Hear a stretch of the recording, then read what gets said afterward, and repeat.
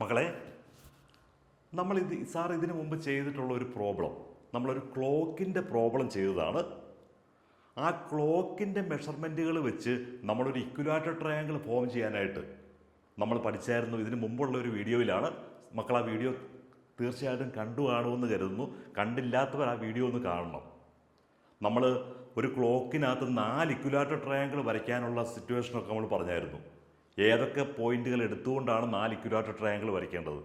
അത് പഠിച്ചാൽ നമുക്കിത് പെട്ടെന്ന് മനസ്സിലാവും. ഇവിടെ പറഞ്ഞിരിക്കുന്നത് എന്താ?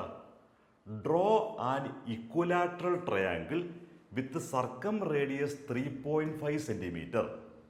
അതായത് പരിവൃത്തത്തെ ആരം 3.5 സെൻറ്റിമീറ്റർ ആയ ഒരു സമഭുജ ത്രികോണം വരയ്ക്കുക.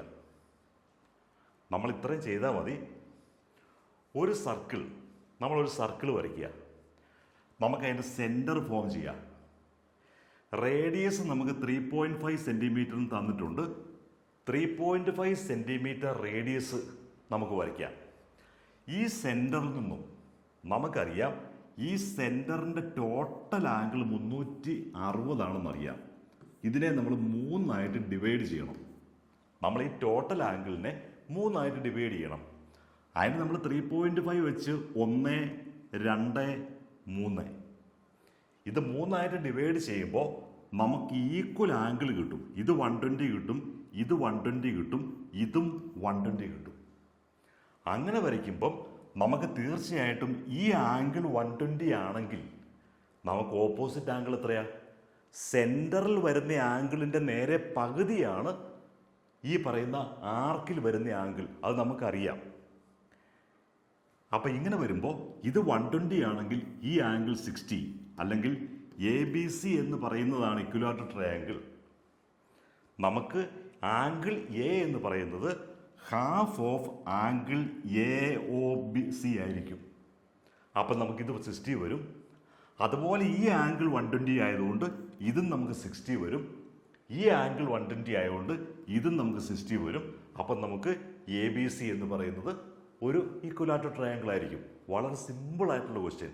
അപ്പോൾ സാർ ഇതിനു മുമ്പ് ആ ക്ലോക്കിൻ്റെ പ്രോബ്ലം നമ്മൾ ചെയ്തതാണ്. അവിടെ നമ്മളൊരു ക്ലോക്കിനകത്ത് 4 ഇക്വലാറ്റർ ട്രയാങ്കിൾ വരയ്ക്കുന്നതിനെ പറ്റി പറഞ്ഞായിരുന്നു. ആ 4 ഇക്വലാറ്റർ ട്രയാങ്കിൾ വരയ്ക്കുന്നത് എങ്ങനെയായിരുന്നു? ഓരോന്നിലും 3 വെച്ച് ഡിഫറൻസ് വരുത്തിക്കൊണ്ട് 1, 2, 3 അതിനിടയ്ക്ക് 3 അപ്പോൾ 12ൽ 3 പോർഷൻ വരും. അപ്പോൾ 360 ഇൻറ്റു 3/4 എന്ന കൺസെപ്റ്റൊക്കെ വെച്ച് സാർ അവിടെ വരച്ചതാണ്. അപ്പോൾ ആ ഒരു പ്രോബ്ലം കൂടി ഇതിനോടൊപ്പം ചെയ്യണം. ആ 2 കണക്കുകളും കൂടി ഒന്നിപ്പിച്ച് കൊണ്ടുവരണം.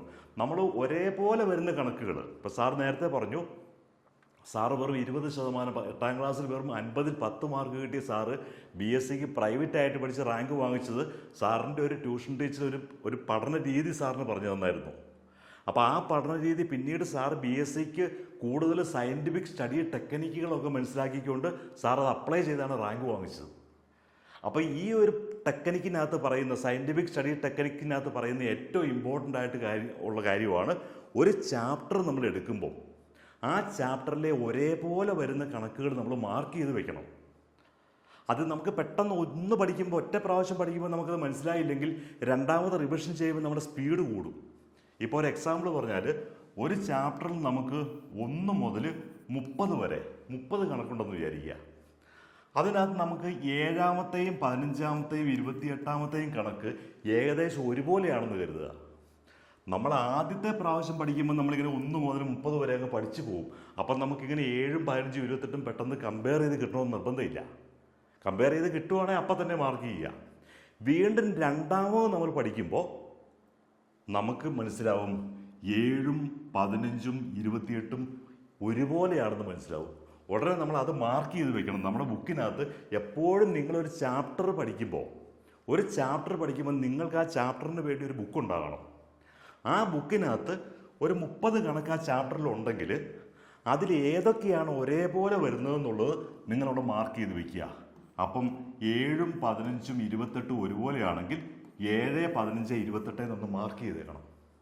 ഇനി 2ഉം 9ഉം 30ഉം ഒരുപോലെയാണെങ്കിൽ 2, 9, 30 ഇങ്ങനെ ഒന്ന് മാർക്ക് ചെയ്ത് വെച്ചേക്കണം. അങ്ങനെ ഒരേപോലെ വരുന്ന കണക്കുകൾ മാർക്ക് ചെയ്ത് വെക്കണം. അതുപോലെ അതുമായിട്ട് ബന്ധപ്പെട്ട് വരുന്ന ഇക്വേഷൻസ് എല്ലാം നിങ്ങൾ ആ നോട്ടിൽ എഴുതി വെക്കണം, എന്നിട്ട് കോളം ഇട്ട് വെക്കണം. പിന്നെ നിങ്ങൾ ചെയ്യേണ്ടത് എന്നാന്ന് വെച്ചാൽ ബുദ്ധിമുട്ടുള്ള പ്രോബ്ലംസ് ആണെങ്കിൽ, അല്ലെങ്കിൽ പ്രാധാന്യമുള്ള അല്പം ബുദ്ധിമുട്ടുള്ള പ്രോബ്ലം ഒക്കെ ആണെങ്കിൽ നിങ്ങൾ ഇമ്പോർട്ടൻ്റ് ഐ എന്നിട്ടിട്ട് ഒന്ന് റൗണ്ട് ചെയ്തേക്കുക. ഇതൊക്കെ സാറ് BSc ചെയ്തതാണ്. അതാണ് സാറ് പറഞ്ഞ സയൻറ്റിഫിക് സ്റ്റഡി ടെക്നിക്സ്, ഒരു ശാസ്ത്രീയമായ പഠന രീതി. അത് മക്കളെ സാറ് പഠിപ്പിക്കുന്നത് നമ്മൾ ഓരോ കാര്യങ്ങളും പഠിച്ചു വരുന്ന വഴിക്കാണ് സാർ പഠിപ്പിക്കാൻ പോകുന്നത്. അപ്പോൾ സാർ ഈ പറയുന്ന എല്ലാ മക്കളും നോട്ട് ചെയ്ത് വെക്കുക. അതുപോലെ സാറിൻ്റെ വീഡിയോ സബ്സ്ക്രൈബ് ചെയ്യാനും ഇനിയുള്ള എല്ലാ വീഡിയോസും മക്കളിലേക്ക് എത്താൻ വേണ്ടി സബ്സ്ക്രൈബ് ചെയ്യാനും ഫ്രണ്ട്സിലേക്ക് ഷെയർ ചെയ്യാനും മക്കൾ മറക്കരുത്.